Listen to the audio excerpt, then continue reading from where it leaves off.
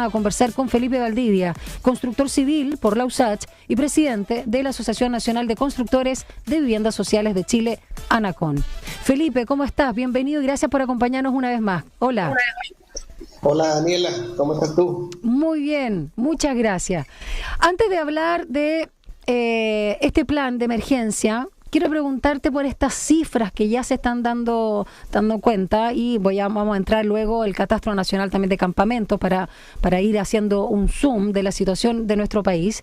Pero estamos hablando, antes hablaron algunos 600, pero ya están superando las 650.000 viviendas. Hablemos un poco de esta realidad que llama, no más que llama la atención, duele, porque más allá del anhelo o no de la casa propia, literalmente es nuestro arraigo con el territorio y es nuestro arraigo con la existencia misma, el contar con una casa. ¿Qué te parece esta cifra de las 650.000 viviendas? ¿Se había visto algo así antes en nuestro país? No, yo no tengo recuerdo que los números sean tan grandes. Llegar a 650.000 viviendas, déficit, es muchísimo. Pero también es cierto que la metodología con la que se encuesta o que se cuenta, ese es el término, es cada vez mejor y cada vez más precisa. Hay cada vez más vías de información. Sí. Entonces, también puede ser que antes, haya habido un proceso no tan riguroso de cómo se contabilizaba. Y pasa mucho en el Estado que se van renovando los procesos y claro, van apareciendo estos graves problemas, pero a todas luces los últimos años han ido aumentando los campamentos, ha ido aumentando el déficit. Sí o sí eso está pasando. Volviendo al plan habitacional de emergencia de este gobierno, que como lo decíamos, la meta es contar en este periodo, ya los 3 años que quedan, poder entregar 260.000 viviendas. También este proyecto busca acelerar la ejecución de obras urbanas, ¿no? Entonces uno se pregunta si está bien avanzar también en esa línea, porque quizás puede ser el gran obstáculo para lograr la meta de las viviendas sociales, cuando también detallaba el ministro que hay 136.000 en ejecución, otras 50 y tantas que aún no empiezan y otras 14.000 que no tienen todavía definido el financiamiento. ¿Cómo ves que se pueda lograr también esta meta y cómo encauzar ahí también las prioridades? Mira, ¿qué vemos nosotros? Solamente enfocándose en lo que dijo el ministro, ¿sí?, en esa exposición. Existen 83.000 viviendas que estarían entregándose este año.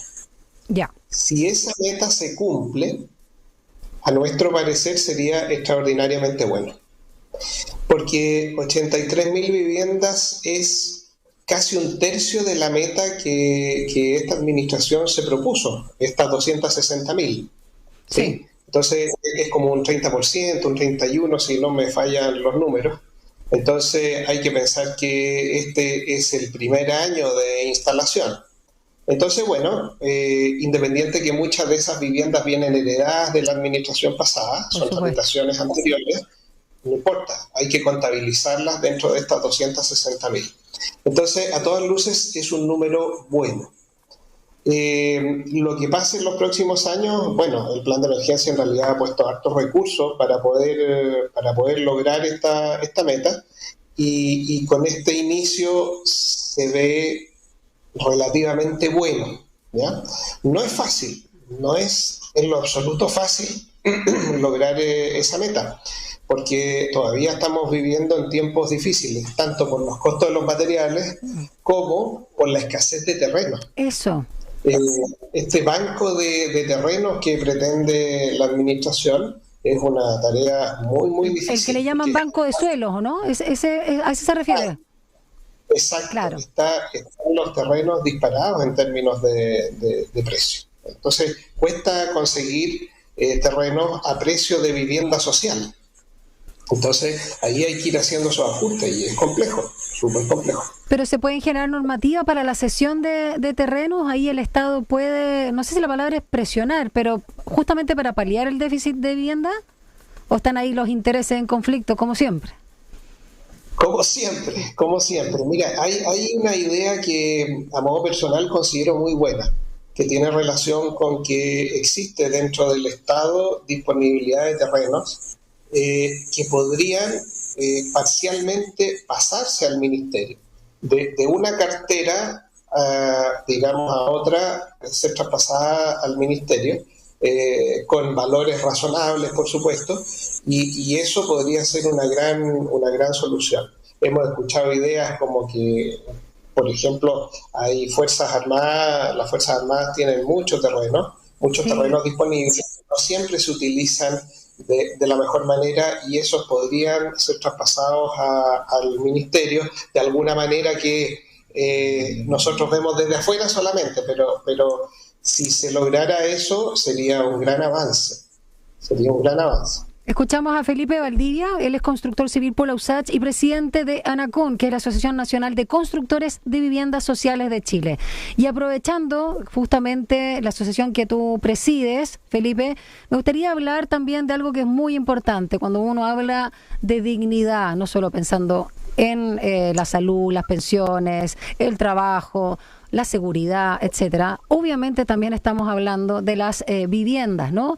Y el mejoramiento en que sean no solo dignas, sino habitables en todo el sentido de la palabra, ¿es a tu juicio también el gran debe de nuestro país para las personas con menos recursos?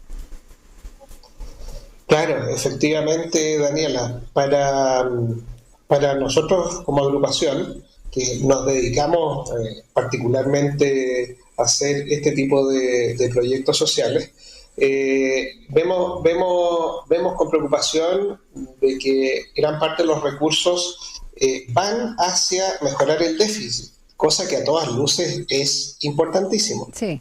Pero no hay que dejar de lado esta otra patita del problema que tiene que ver con las viviendas que pasan los años y se van deteriorando y finalmente se transforma en un doble problema porque hay viviendas, voy a poner los casos extremos, por ejemplo, del volcán, las famosas casas Copeva, en donde finalmente hubo que demoler edificios y construir edificios nuevos o definitivamente demolerlos porque no se podían utilizar.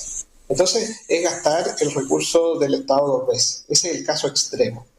Hay otros casos que no son tan extremos, pero hablan de la dignidad de las personas. Es decir, viven con un problema muy delicado en términos de salubridad, en términos de estructura, o sea, los edificios, las escaleras están sufriendo mucho y eso se transforma en un riesgo. Ya se viene un terremoto, dijo un amigo mío que aparece en la tele, ya se viene. Bueno, sabemos que viene, sí. Sí. Vivimos con eso. Entonces hay que estar preparados y estos proyectos de mejoramiento también, digamos, recuperan las estructuras que están muy deterioradas.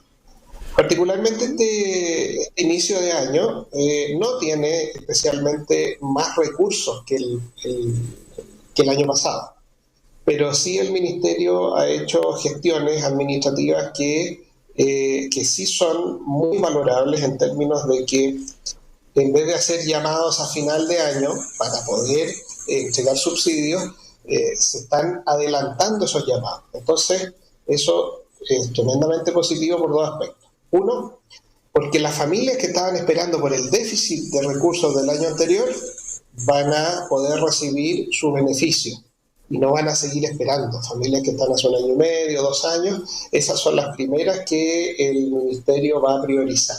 ¿Ya? ¿Para qué? Para que no sigan esperando el mejoramiento.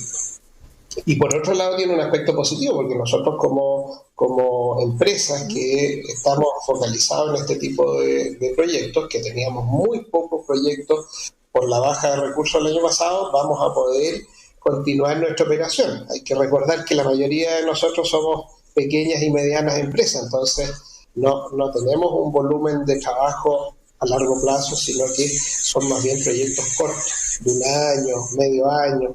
Entonces, en ese sentido, la gestión que ha hecho el Ministerio la catalogamos como muy positiva.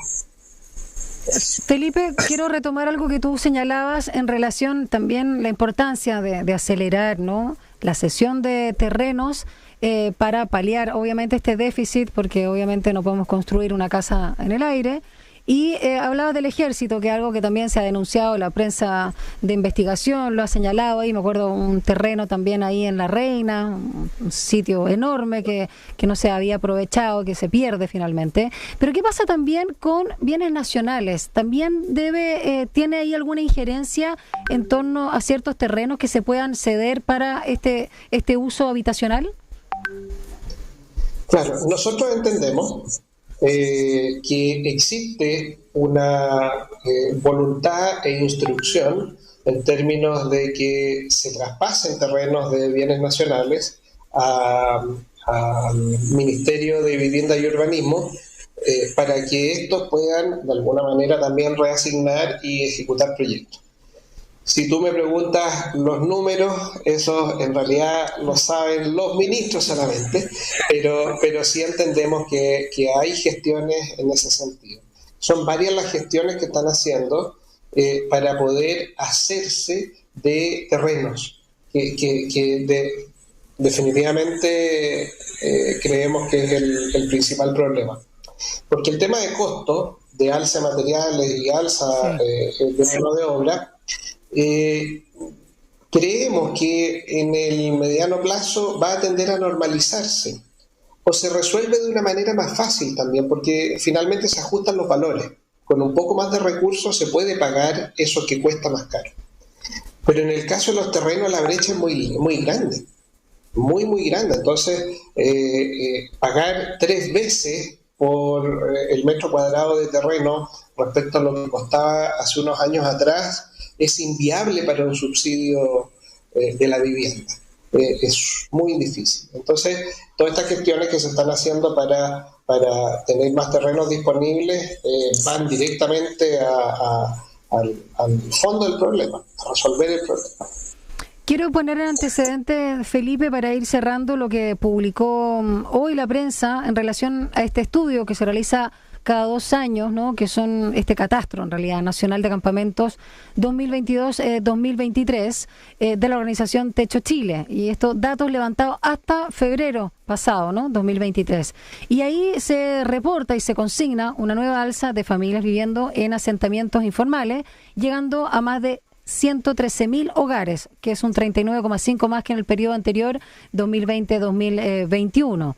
Y también evidencia que existen 1.290 campamentos distribuidos en todo el país, que es un 31, un poquito más y fracción más que ese periodo, 2020-2021. Estamos en una situación crítica que en realidad es para todos y obviamente las personas más vulnerables se ven más afectadas, pero las llamadas clases medias, da lo mismo ya sin media alta, todas esas cosas que antes hacían los sociólogos, también se han visto afectadas. ¿Cómo sientes que, tú hablabas al inicio, ¿no? Que este plan de emergencia habitacional del gobierno tiene un buen foco? Lo señalaba también la senadora Pascual al respecto, que es como retomar una política pública del país antes de la dictadura. La ciudadanía siente, sobre todo los que han postulado subsidio, que está el tema de la espera que le salga subsidio y luego la entrega de la casa.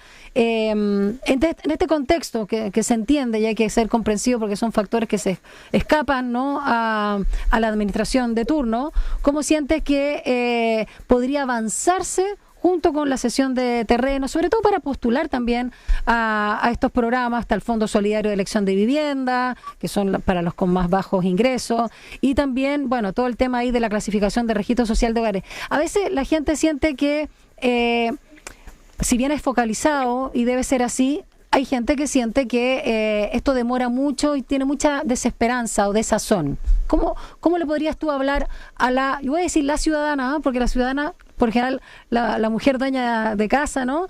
Es la que se mueve con todos estos papeles. ¿Para qué va a andar con cosas?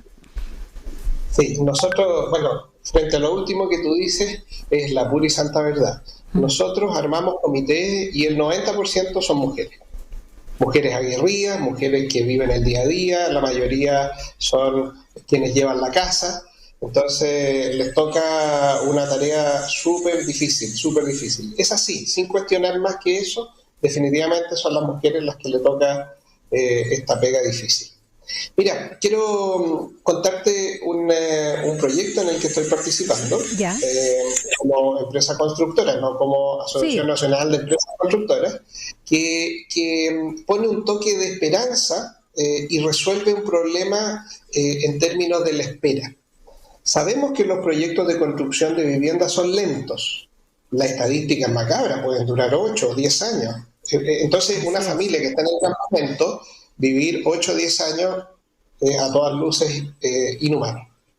Pero existe una iniciativa en la que habrían viviendas transitorias para que las familias que están en el campamento salgan del campamento y se vayan a una villa transitoria, que no tiene los estándares de una vivienda definitiva, pero sí es una vivienda a todas luces muy digna. Por ejemplo, yo estoy viendo ahora un proyecto, como les decía, en la comuna de Los Espejos, en donde esas viviendas modulares se construirían en 3-4 meses como máximo, ¿sí? Entonces, en un periodo de máximo de 8 meses ya estarían disponibles para que las familias pudieran ir ahí y mientras esperan que salga su vivienda definitiva.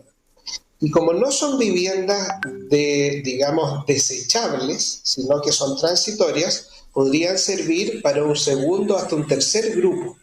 Entonces, en un periodo, digamos, en donde ese recurso, en un periodo de 3 o 4 años... Se rota, tú dices que va rotando, se hace una posta. Exactamente. ¿Eso? Ya. Se va a ocupar 2 o 3 veces. Entonces, no es que sea tanta plata perdida. Es una gran iniciativa por parte del Ministerio, que la administran empresas o ONG privadas, y creo que puede ser una gran solución. Te vamos a pedir el dato por interno para invitarlos al programa. Sí, por supuesto, por supuesto. Es una gran iniciativa y eso haría que la familia no estén 8 años esperando, sino que un año y medio, viven después un par de años o 3 y después ya se van a su vivienda definitiva. Excelente. Bueno, Felipe Valdivia, siempre un gusto conversar contigo. Se nota también ahí tu sello de la USACH, en calidad, en este caso, de constructor civil. Y muchas gracias también por conversarnos a propósito de toda esta situación del plan habitacional de emergencia, las aristas involucradas y dar también una cuota de esperanza a quienes nos escuchan, en calidad también de presidente de ANACON, Asociación Nacional de Constructores de Viviendas Sociales de Chile. Un abrazo grande, que tengas un lindo resto de semana. En martes yo ya creo que se termina la semana, no. Que tengas linda semana. Chao, Felipe. Igual a ti. Muchísimas gracias, Mariela. Un gusto, chao. Ya, oye, sí, es que mi martes